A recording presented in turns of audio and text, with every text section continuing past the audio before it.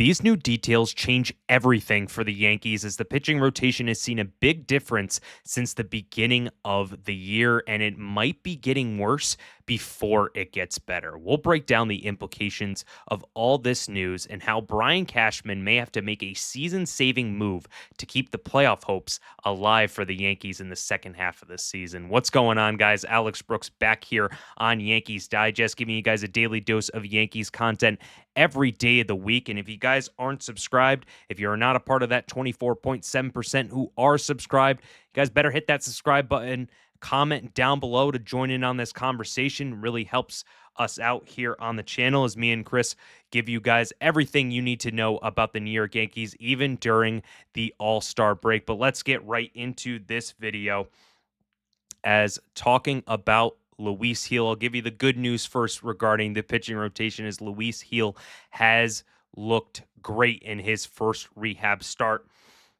In Double-A Somerset. It was on Sunday. He pitched 50 pitches. That was his limit, and he had 36 strikes out of his 50 pitches in his 3 1/3 innings pitched, 2 hits, 1 earned run, 1 walk, and 6 strikeouts. So definitely impressive when talking about a guy who's the rookie of the year last year, who suffered a lat injury and now is coming back up and trying to get his stamina, trying to get himself back into this rotation. The Yankees desperately need it.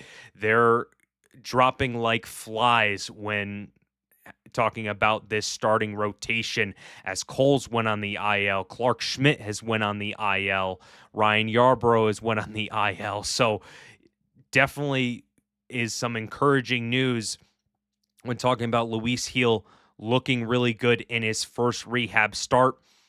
He'll definitely have to be worked up a little bit more than 50 pitches. Aaron Boone is wanting to get that up to 75 pitches until they call him up. So definitely could be a couple more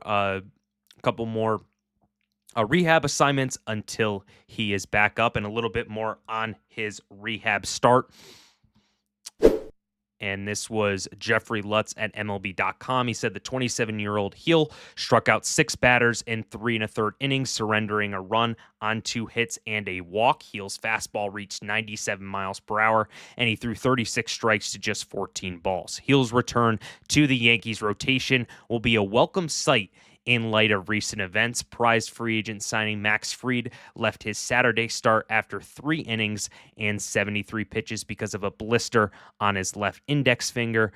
Yankees manager Aaron Boone said Gil's rehab will be a methodical process as the right-hander builds back strength and stamina. He can remain on the assignment for up to 30 days. That was Jeffrey Lutz at MLB.com.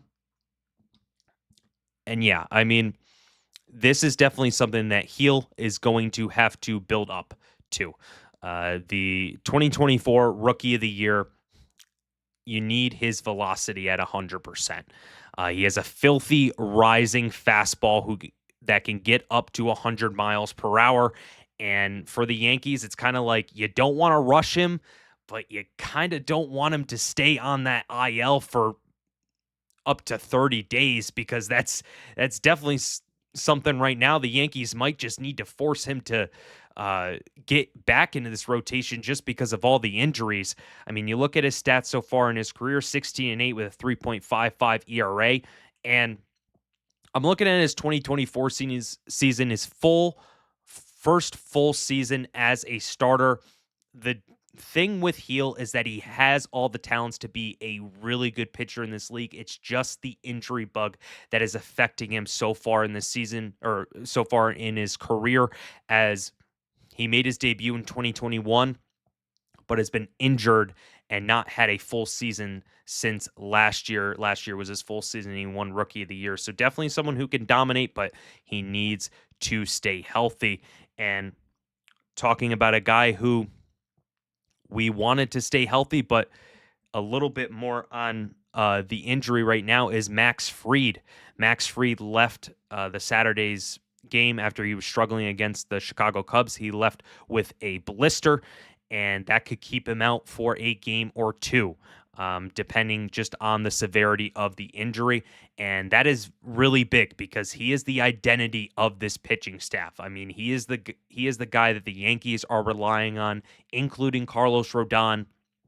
But it's getting very thin at this pitching rotation, and this is definitely a concern going into the second half of the season when it's going to the end of July and then August, where the Yankees really need to start stacking these wins and to chase the Blue Jays. You already have the Red Sox on your coattails right now. You got to have good pitching here in the second half of the season, and a little bit more on Max Fried and this injury.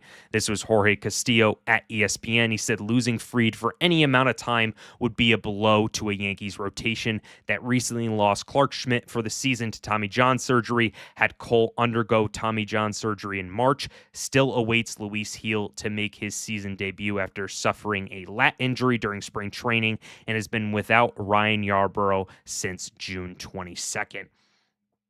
And yeah, it has been something that for this rotation so far this season, I mean, this is something that I just looked at today. Carlos Rodon, Max Fried, Stroman, Warren, Schmidt, Cole, Gil, and Schlittler.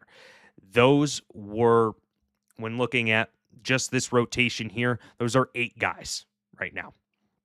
Those are 8 guys where you think, okay, if you're looking at the beginning of the season, that's looking pretty good for having depth in your rotation. You obviously have Cole, you have Fried, you got Rodon, you got Schmidt, you got Will Warren, you got guys that you can go to. This could be what the rotation looks like coming out of the All-Star break. Yeah, that doesn't look good, to say the least. Carlos Rodon, Marcus Stroman, Will Warren, and Cam Schlittler. If Max Fried's injury is a little bit more than we think it is. And just another guy they may pick up free agency or call up from the minor leagues. Yeah, that is not boding well. This rotation definitely needs a piece that the Yankees can go to, and that's going to be definitely interesting for Brian Cashman, because Brian Cashman is looking at this rotation right now. I mean, you just looked at that. If Max Fried goes, on a short IL stint, Yankees can't afford to lose anybody else, because we mentioned it before, Luis Gil is still coming back. He's not at 100% yet. And they just got Marcus Stroman back. They have Ryan Yarbrough coming back a little bit, but he hasn't even started rehab yet. So they're going to have to get someone in this rotation and in this rotation fast, and that's going to be something that the Yankees are going to look at this deadline. And a guy that they have been looking at is Zach Gallen from the Arizona Diamondbacks. And right now, Gallen has a 5.15 ERA. Not flashy in his ERA, not really flashy this season, but definitely a guy you can put in this rotation, and you can expect some good starts out of him. He's not going to be the number one, but you can expect some good starts out of him to just fill this void right now that the Yankees have. And a little bit more on Cashman and this trade deadline. This was from Alexander Wilson at Empire Sports Media. Said Cashman would still need to spend more prospects on big league pieces to secure a reliable high leverage reliever. Gallen's inconsistency doesn't solve that, and while Suarez's power is tantalizing, it doesn't plug the holes on the mound late in games. There's also the risk of selling too soon on arms like Schlittler, who could bloom into the kind of cost-controlled ace that every contender covets. It's like trading a winning lottery ticket before you've scratched it. You might get something now, but miss out on a jackpot later. And that's definitely an interesting